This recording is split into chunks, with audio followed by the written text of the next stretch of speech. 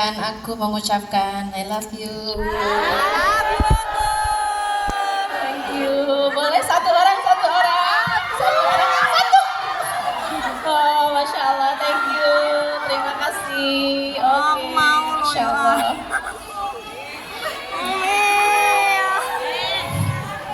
Terima kasih, masya Allah. Alhamdulillah, mungkin aku pribadi nggak kenal satu-satu ya, tapi insya Allah kamu nggak pernah jadi orang asing buat aku. Insya Allah kita akan berjumpa selalu di dalam majelis cinta. Majelis cinta di dunia maupun di akhirat. Amin ya rabbal alamin. Iya, jadi luar biasa ya tema yang disampaikan Ustadz Hanan, mengetuk pintu langit gitu. Dan ternyata aku juga dibisikin sama Bunda Nuris sebuah tema yang titipan gitu ya. Katanya mengetuk pintu cinta. Boleh aku bicara cinta? Boleh. Diizinkan? Terima kasih, masya Allah. Di sini yang lagi jatuh cinta boleh angkat tangan. Banyak ya, masya Allah. Jatuh cinta kabeh. Gimana rasanya berbunga? Bahagia? Candu nggak? Candu banget ya. Ternyata jatuh cinta itu kalau menurut orang yang jatuh cinta itu saking candunya, aku nggak mau berhenti jatuh cinta. Karena memang ya happinessnya itu beda, happinessnya, semangatnya, bener nggak sih? Cuma luar biasa nanti kalau udah kena sakitnya, kena deritanya, luar biasa juga. Jadi aku pengen berkisah tentang sebuah cinta yang bikin Abdullah ibnu Abbas sampai punya sebuah doa.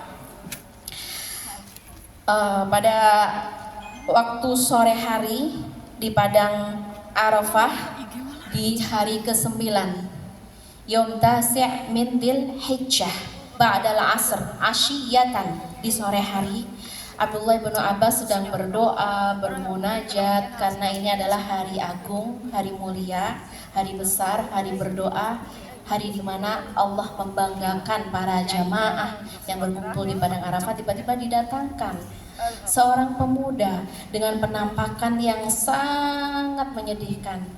Kulitnya kering, kurus, tatapan matanya kosong, jiwanya hampa.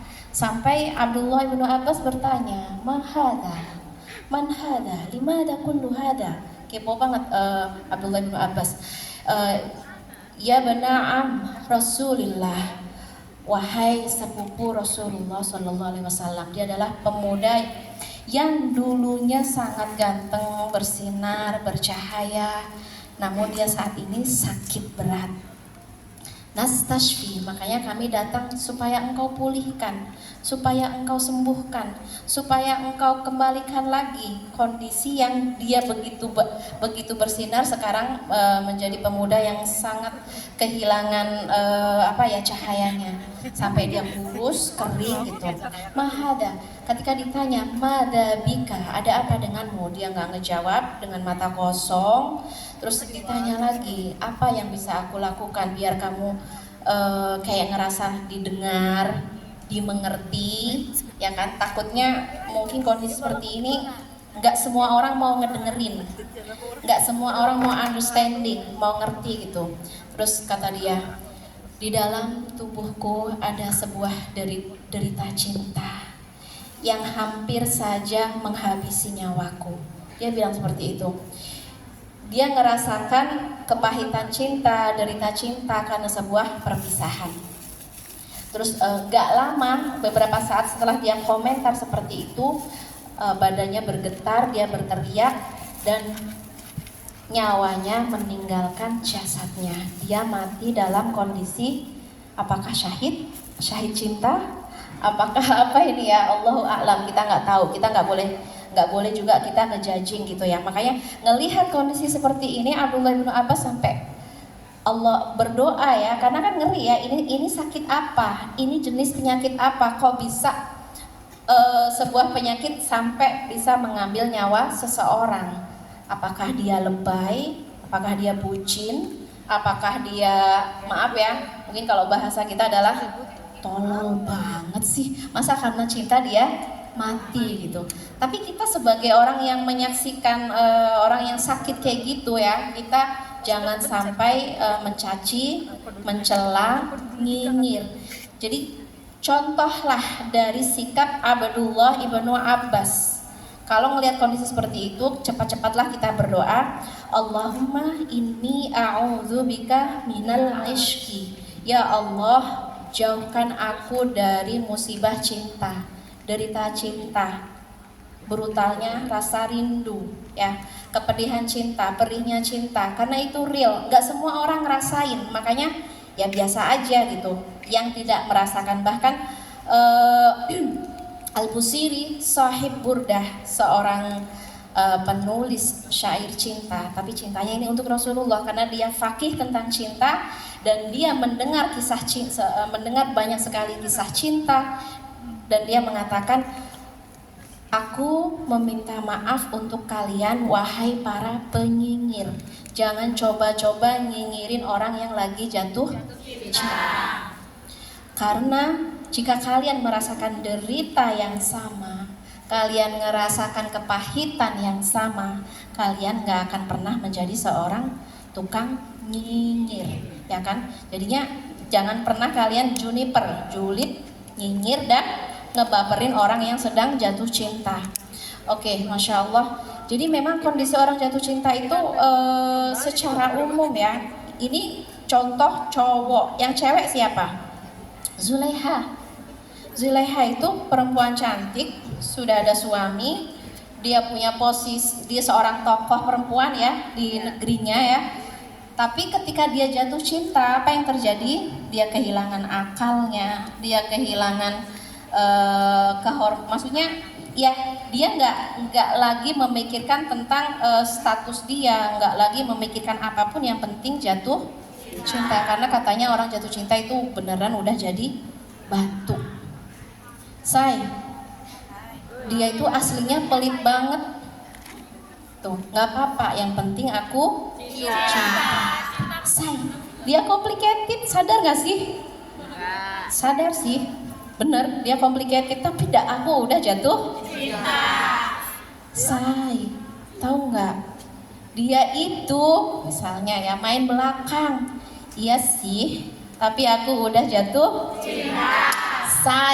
Pokoknya semua yang kita ucapkan kayak udah mental. Begitu kondisi orang yang jatuh cinta. Makanya kalau para perempuan di zaman Zulaiha ya, mereka nyebut Zulaiha apa coba? Qad syaghafaha hubba. Dia benar-benar telah tertutup, akalnya tertutup, jiwanya tertutup. Yang dia tahu hanya Yusuf. Ya, yang dia ingat hanya Yusuf, memori dia, kenangannya, pikirannya, ilusinya, imajinasinya, pagi, siang, malam, semuanya hanya tentang Yusuf. Karena memang kalau orang jatuh cinta ini yang kena adalah pikiran. Coba teman-teman yang sedang jatuh cinta, apa kabar sholatnya? Apa kabar sholatnya? Apakah full bisa fokus atau kamu kembali lagi kepada si dia? Apa kabar pagi siang malamnya? Ya pagi siang malam dia kepikiran, ngapain aja dia kepikiran. Jadi kayak benar-benar orang jatuh cinta ini butuh sebuah healing ya, sebuah kayak kesadaran gimana ini untuk kembali lagi, karena nggak fitrah perempuan atau fitrah siapapun, kita itu fokus kepada Allah Subhanahu wa Ta'ala. Tapi ketika kita sudah berubah fokus, ya ini sudah enggak fitrah lagi.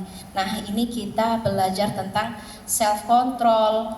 Ya, kita ingat lagi tentang self integrity, self love, self respect. Kalau kita kehilangan 4 hal ini ketika kita jatuh cinta, maka kita akan bernasib seperti orang-orang yang ya mungkin inna sholati wa nusuki wa mahyaya wa mamati lil habib, untuk kekasih aku. Jadi pikiran dia sholatku, nusukku, kehidupan aku, pagi siang malamku hanya untuk orang yang aku cintai.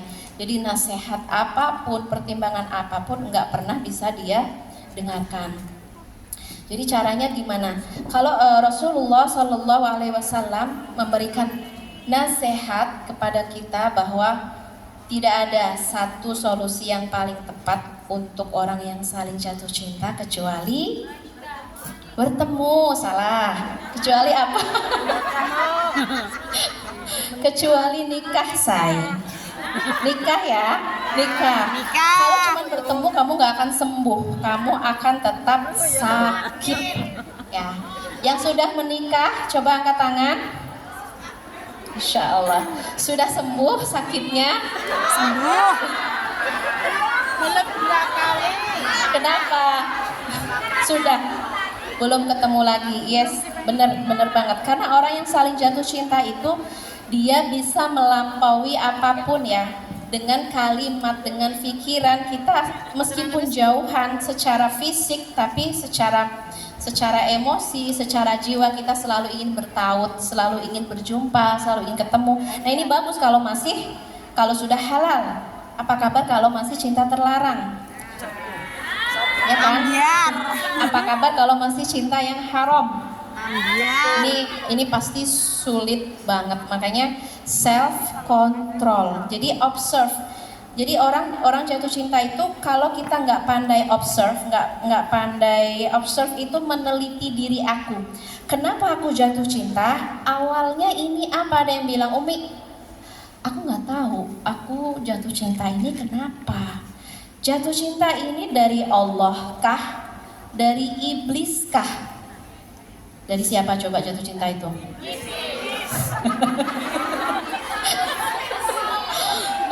Karena banyak yang tanya, Umi aku nggak tahu, padahal aku jarang ketemu sama dia, tapi kenapa aku tiba-tiba jatuh cinta? Biasanya jatuh cinta itu ya memang ada awalnya, nggak mungkin kita ujuk-ujuk jatuh cinta gitu. Itu berawal dari mata. Jadi please, biar kamu nggak kena penyakit cinta, matanya dijaga matanya. Ya karena katanya love is infectious. Jadi cinta itu infeksi. Kamu sedang terinfeksi. Kenapa aku bisa terinfeksi? Karena maaf, kamu belum belajar tentang ghodul basar. Jadi infeksinya awalnya dari mana? Dari mata, say. Dari mata. Jadi tahu ya sekarang kenapa kita terinfeksi cinta. Awalnya adalah dari mata kita yang tidak kita jaga. Dan kenapa sih ini ada kaitan apa dengan mengetuk pintu langit? Pintu langit itu bisa kita ketuk dan terbuka dengan baik ketika kita tidak punya hijab, tidak punya penutup, tidak punya kotoran-kotoran, polutan-polutan. Karena kayak cinta yang sifatnya hawa nafsu itu adalah polutan yang mempersulit kehidupan kita sehingga kita sulit untuk mengetuk pintu langit. Jadi sekarang udah tahu infeksi awal dari mana? Mata. Setelah terinfeksi mata kita, masuklah ke pikiran. Udah kan? Berimajinasi, masuk ke perasaan. Setelah masuk perasaan, action. Umi, aku kangen brutal. Baik. Pencet nggak ya? Kepoin nggak ya? Chattingan nggak ya? Karena aku kangen banget sama suara dia. Angel. Kangen banget gitu ya. Kangen banget. Pokoknya asal ngelihat wajahnya aja aku udah mood, aku udah happy banget gitu. Ini gimana? Jadi kalau kamu nggak punya pertahanan, kamu akan semakin terinfeksi, sakit kamu makin parah. Virus. Jadi kamu gimana? Kamu mau healing, artinya mau memproses sebuah penyembuhan kah? Atau sebaliknya kamu semakin terinfeksi? Karena kalau sudah terinfeksi tadi ujungnya sampai penderitaan mental, penderitaan emosional, penderitaan fisik itu dirasain semua. Cuman gara-gara infeksi mata. Makanya kalau Rasulullah Shallallahu Alaihi Wasallam mengajarkan ya bahwa ghodul basar ini salah satu kunci kita berjumpa dengan Allah. Salah satu kunci kita ma'iyatullah, punya kebersamaan dengan Allah. Semakin kita menjaga pandangan kita, menjaga hasrat kita, menjaga gejolak yang kita miliki, maka insya Allah eh, yang menjaga Allah, maka dia akan dijaga. Ihfadillah, Allah yahfaduka. Ihfad al-basar, Allah yahfaduka. Ihfad al-afkar, Allah yahfaduka. Jadi ini kuncinya adalah ngejaga. Oke, jadi kita harus benar observe kenapa awalnya aku terinfeksi gara-gara nggak godul basor. Setelah itu kenapa aku kangen karena aku nganggur. Misalnya ya, nganggur kita hari ini kurang zikrullah. Salah satu yang diajarkan oleh Ustadz Hanan tadi ya, mengetuk pintu langit dengan berbagai cara. Di antaranya adalah Asma'ul Husna, membaca nama-nama Allah yang indah. Maka kita bisa shifting ya dari memuja hamba, ya kan, kayak orang jatuh cinta kan kita puja terus ya, semua dari ujung atas sampai bawah itu kita puja, topinya, stylenya, senyumnya gitu kan. Terus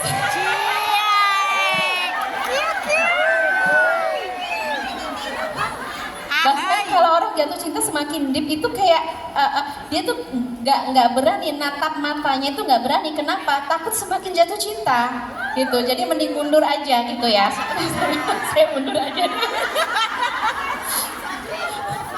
Salting. Nah, ini harus kita observe. Ini apa penyebab? Kalau kita perturutkan ya, oh saya punya kebiasaan ngelamun, saya punya kebiasaan gabut, saya nggak menghormati waktu sholat, nggak menghormati waktu zikir, nggak menghormati waktu berdoa ya, semuanya aku pakai untuk gabut, dan kita hanya berteman dengan pikiran, hayalan, memori indah dengan dia ya, dan itu semua yang bikin kita semakin terinfeksi, semakin sakit ya. Jadi intinya adalah aku ingin mengingatkan, jangan berteman dengan pikiran, karena pikiran kita bukan teman baik. Pikiran kita sering membawa kita kepada halu, imajinasi, atau bahkan Umi, aku sedih. Kenapa kamu sedih sayang? Karena aku berteman dengan pikiran. Jadi kesedihan, kemudian anxiety, kemudian ketakutan dan lain sebagainya itu muncul dari produk berpikir, bukan muncul dari zikrullah. Jadi gimana Umi kalau aku kangen brutal? Oke, tahan tangan, jangan pencet apapun. Oke, aku punya cinta dan Allah punya aturan. Aku punya cinta dan Allah yang punya masa depan. Untuk apa semua kangen ini kalau ujungnya adalah perpisahan? Enggak. Ya kan? Kita nggak mau. Untuk apa semua pengorbanan, rasa sakit kalau ujungnya adalah ya perpisahan? Kita nggak mau ya. Kita maunya semua keindahan ini punya masa depan yang halal. Kita nggak ingin hanya angan-angan yang isinya hanya yang isinya hanya cinta yang terlarang ya. Jadi teman-teman yang dirahmati Allah, observe diri kamu. Biasanya kenapa muncul kangen? Itu pasti kita paham. Kenapa aku kangen? Karena kamu kurang zikir. Ya. Jadi kalau kamu lagi kangen brutal, kamu boleh ucapkan Hasbunallah wa ni'mal wakil. Hasbunallah, Hasbunallah wa ni'mal wakil. Hasbunallah. Atau kamu boleh pakai zikir apapun. Zikir tasbih. Tasbih ini kan puja-puji Tuhan. Kamu harus observe diri kamu dalam satu hari. Kamu lebih banyak puja-puji Tuhan atau puja-puji mantan? Atau kamu lebih banyak puja-puji kekasih, gitu kan? Pikiran kamu itu dikuasai siapa? Karena hati kamu itu adalah ruang ibadah. Aku sebut hati itu adalah Baitullah.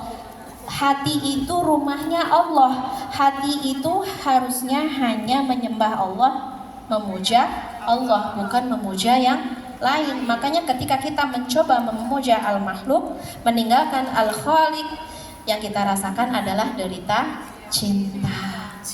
Oke. Jadi terus ya kamu observe diri kamu, ini kenapa aku kangen dan gimana cara mengatasi kangen, gimana cara menahan diri ya.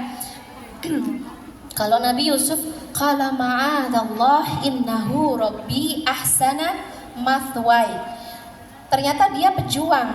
Artinya arti pejuang tuh dia agresif, dia ngerayu kita. Neng, sudah makan belum? Gitu kan. Neng, sudah sholat belum? Gitu kan. Jadi ceritanya pacaran tapi syariah, ngingetin sholat, ngingetin sholat tahajud dan lain-lain ya. Kalau dia semakin agresif, makanya kita harus belajar say no.